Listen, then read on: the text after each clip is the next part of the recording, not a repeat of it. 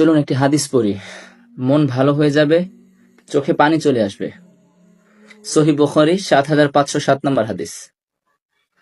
রাসূলুল্লাহ সাল্লাল্লাহু আলাইহি ওয়াসাল্লাম বলেছেন, আল্লাহ তাআলা বলেন, আমার এক বান্দা পাপ করে আর তারপর বলে, ইয়া আল্লাহ, আমার অপরাধ মাফ করে দিন।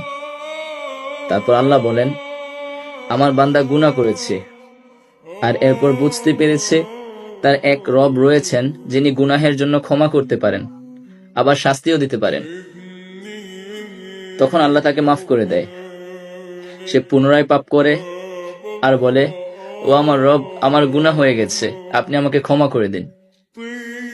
এরপর আল্লাহ তাআলা বলেন, আমার বান্দা অপরাধ করেছে আর তারপর বুঝতে পেরেছে তার এক রব রয়েছেন যিনি গুনাহের জন্য ক্ষমা করতে পারেন, আবার শাস্তিও দিতে পারেন। তারপর আল্লাহ তাকে আবার ক্ষমা করে দেয়। সে আবারও গুনাহ করে আর বলে, হে আমার রব, আমার পাপ হয়ে গিয়েছে, আমাকে ক্ষমা করে দিন। তারপর আল্লাহ তাআলা বলেন, আমার বান্দা গুনাহ করেছে আর এরপর বুঝতে পেরেছে তার এক রব রয়েছেন যিনি গুনাহের জন্য ক্ষমা করতে পারেন, আবার তার বিচারও করতে পারেন। আমি আমার বান্দাকে ক্ষমা করে দিলাম, তার যা ইচ্ছা সে তা করুক। যতবার মন দিয়ে পড়ি, অনুভব করি, চোখ ভিজে আসে। এত মহানুভব মালিক আমার, এমন মালিকের দাস হবার সৌভাগ্য কজন মানুষের হয়?